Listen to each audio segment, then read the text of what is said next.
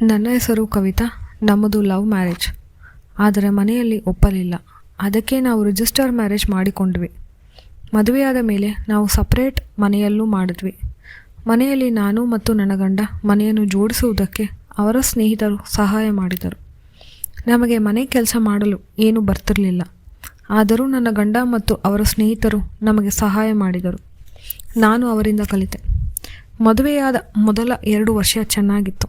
ಆದರೆ ನನ್ನ ಗಂಡನ ಕಡೆಯ ಮನೆಯವರು ಮಾತನಾಡಿಸುವುದಕ್ಕೆ ಶುರು ಮಾಡಿದ್ದಾಗನಿಂದ ನಮ್ಮಲ್ಲಿ ಸಮಸ್ಯೆಗಳು ಶುರುವಾದವು. ಅವರು ನಮ್ಮ ಮನೆಗೇನು ಬರುತ್ತಿರಲಿಲ್ಲ. ಆದರೂ ಫೋನ್ನಲ್ಲಿ ಎಲ್ಲವನ್ನೂ ಮಾತನಾಡಿ ನಮ್ಮ ಮಧ್ಯೆ ಜಗಳ ತರುತ್ತಿದ್ದರು. ನಮ್ಮ ಮಧ್ಯೆ ಜಗಳ ಬರಲು ಕಾರಣವೇನೆಂದರೆ ನಮಗಿನ್ನೂ ಮಕ್ಕಳಾಗಿಲ್ಲ ಎಂದು. ಮೊದಲು ನಾವೇ ಮಕ್ಕಳು ಬೇಡ ಅಂತ ಅಂದ್ಕೊಂಡ್ವಿ.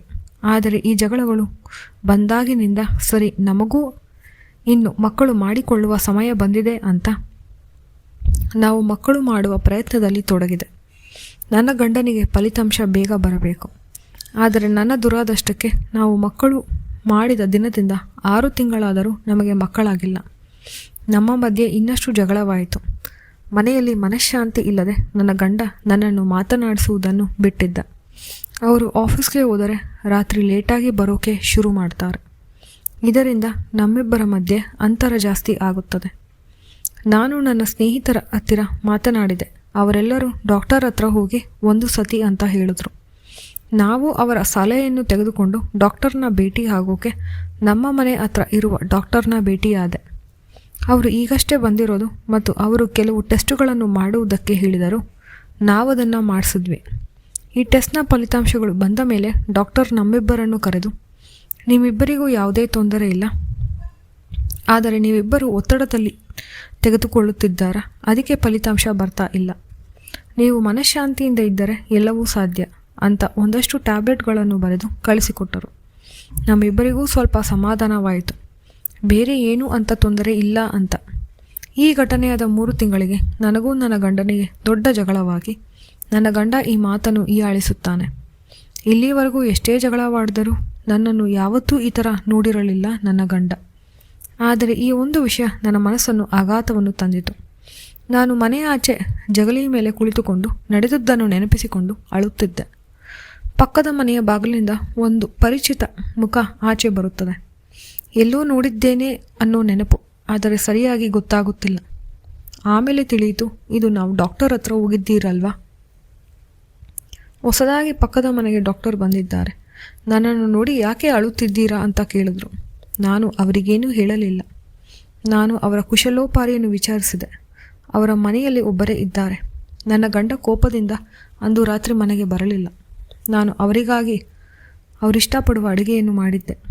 ಅವರಿಗಾಗಿ ಕಾದು ನಂತರ ಫೋನಿನಲ್ಲಿ ತಿಳಿಯಿತು ಅವರು ಬರುವುದಿಲ್ಲವೆಂದು.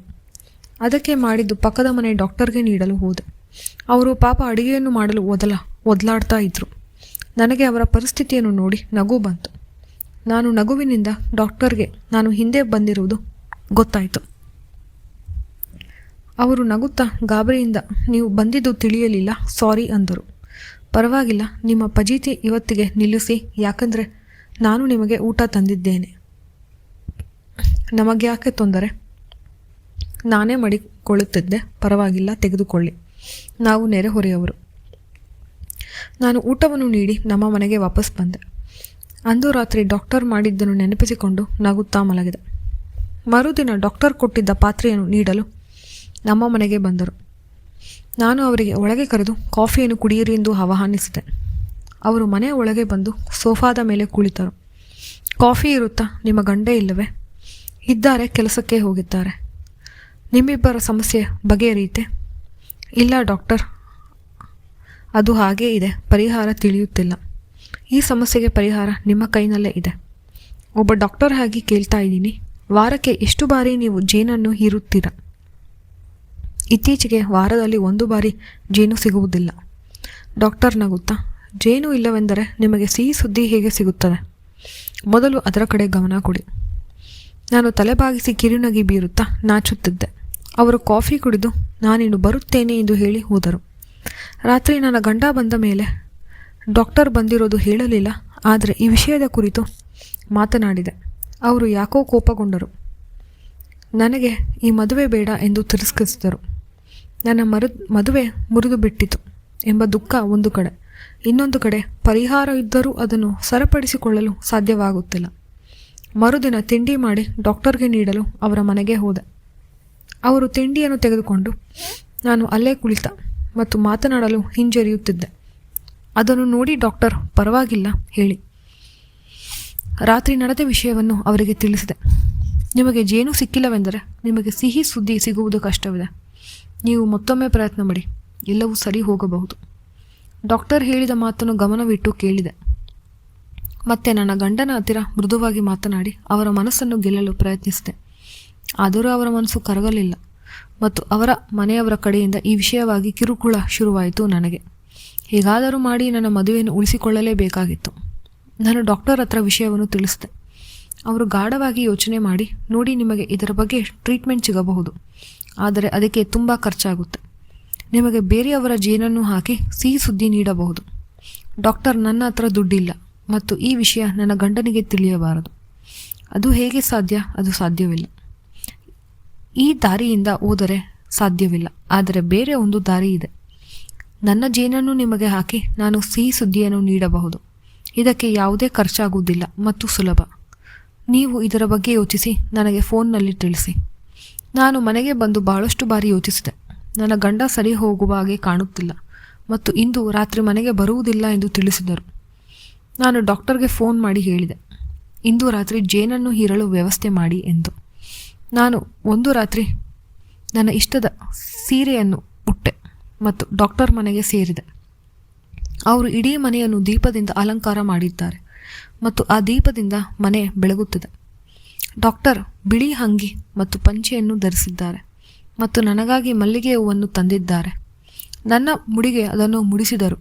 ಆ ಮಲ್ಲಿಗೆ ಘಮ, ದೀಪದ ಬೆಳಕು ಮನಸ್ಸಿಗೆ ಶಾಂತಿಯನ್ನು ನೀಡುತ್ತದೆ. ಜೇನನ್ನು ಹೀರಲು ಮನಸ್ಸು ಶಾಂತಿಯಿಂದ ಇರಬೇಕು ಮತ್ತು ಇದರಿಂದ ಒಳ್ಳೆಯ ಫಲಿತಾಂಶ ಬರುತ್ತದೆ. ನೀವು ಈ ಹಸಿರು ಸೀರೆಯನ್ನು ಲಕ್ಷಣವಾಗಿ ಕಾಣುತ್ತಿದ್ದೀರಾ ಮತ್ತು ನಿಮ್ಮ ಸೌಂದರ್ಯವನ್ನು ಇನ್ನಷ್ಟು ಹೆಚ್ಚಿಸಿದೆ.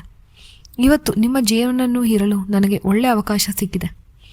ಡಾಕ್ಟರ್ ನಿಧಾನಕ್ಕೆ ಜೇನನ್ನು ಹೀರಲು ಪ್ರಾರಂಭಿಸಿದರು. ಅವರಿಗೆ ಯಾವುದೇ ಆತುರವಿಲ್ಲ.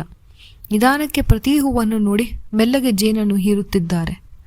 ಜೇನಿನ ಸಿಹಿ ಅತಿಯಾಗಿ ಆ ಸಿಹಿಯನ್ನು ಇನ್ನಷ್ಟು ಹೆಚ್ಚು ಮಾಡಲು ಡಾಕ್ಟರ್ ಇಂಜೆಕ್ಷನ್ ಅನ್ನು ನೀಡಿದರು. ಇಂಜೆಕ್ಷನ್ ಮೊದಲ ಬಾರಿಗೆ ಹಿತವಾಗಿದೆ. ಇಂಜೆಕ್ಷನ್ ಗಾಢವಾಗಿದೆ ಮತ್ತು ಸುದೀರ್ಘವಾಗಿದೆ. ಇಂಜೆಕ್ಷನ್ ಖಾಲಿಯಾದ ಮೇಲೆ ಡಾಕ್ಟರ್ ಮೃದುವಾಗಿ, ನಿಮಗೆ ಎಲ್ಲವೂ ಒಳ್ಳೆಯದಾಗುತ್ತೆ, ಆದರೆ ನೀವು ಈ ವಾರ ಪೂರ್ತಿ ಜೇನನ್ನು ಹೀರಲು ಬರಬೇಕು. ನಾನು ಆಯಿತು, ಹಾಗೆ ಮಾಡುತ್ತೇನೆ. ನಾನು ಮನೆಗೆ ತಲುಪಿದೆ. ನನ್ನ ಗಂಡ ಮಾರನೇ ದಿನ ಬಂದರು. ನಾನು ಅವರನ್ನು ಖುಷಿಯಿಂದ ಸ್ವಾಗತಿಸಿದೆ ಮತ್ತು ಅವರಿಗಾಗಿ ಮನೆಯನ್ನು ಸಿಂಗರಿಸಿದ್ದೆ. ಅವರಿಗೆ ನನ್ನ ಮೇಲುವ ಪ್ರೀತಿ ಮತ್ತೆ ನೆನಪಾಯಿತು. ಸ್ವಲ್ಪ ಮೃದುವಾದರು. 2-3 ದಿನಗಳಲ್ಲಿ ಅವರೇ ನನಗೆ ಜೇನನ್ನು ನೀಡಲು ಶುರು ಮಾಡಿದರು. ಆದರೆ ನನಗೆ ಡಾಕ್ಟರ್ನಿಂದ ಪಡೆದ ಜೇನು ಸಿಹಿಯಾಗಿತ್ತು. ಅದಕ್ಕೆ ಜೇನು ಸಿಹಿ ಸುದ್ದಿ ಬರೋವರೆಗೂ ಅವರಿಂದನೂ ಜೇನನ್ನು ಪಡೆದೆ. ಇಷ್ಟು ಜೇನನ್ನು ಪಡೆದ ಮೇಲೆ ಸಿಹಿ ಸುದ್ದಿ ಬಾರದೇ ಇರುತ್ತೆ. ಒಂದೇ ತಿಂಗಳಿಗೆ ಸಿಹಿ ಸುದ್ದಿ ಬಂದಿತು. ನನ್ನ ಗಂಡನ ಖುಷಿಗೆ ಪಾರವೇ ಇಲ್ಲ. ಗೊತ್ತಿಲ್ಲದಂತೆ ಈ ಕಡೆ ಡಾಕ್ಟರ್ ಖುಷಿಯಾದರು. ನನ್ನ ಗಂಡನ ಮನೆಯವರು ನಮ್ಮನ್ನು ಒಪ್ಪಿಕೊಂಡರು ಮತ್ತು ನಾವು ಅವರ ಜೊತೆ ವಾಸವಾಗಲು ಹೊರಟೆವು. ನನಗೆ ಡಾಕ್ಟರ್ನ ಜೇನು ಮತ್ತೆ ಮತ್ತೆ ಕಾಡುತ್ತದೆ. ನನ್ನ ಮಗು ಹುಟ್ಟಿದ ಮೇಲೆ ನಾನು ಮಗುವಿನ ಮುಖವನ್ನು ನೋಡಿದೆ. ಇದು ಡಾಕ್ಟರ್ ಥರನೇ ಇದೆ ಅಲ್ವಾ ಅಂತ ಮನಸ್ಸಿನಲ್ಲಿ ತಾಳೆ ಹಾಕಿದೆ. ಆದರೆ ನೋಡೋಕೆ ಡಾಕ್ಟರ್ ಮತ್ತು ನನ್ನ ಗಂಡ ಇಬ್ಬರು ಬೆಳ್ಳಗಿದ್ದಾರೆ.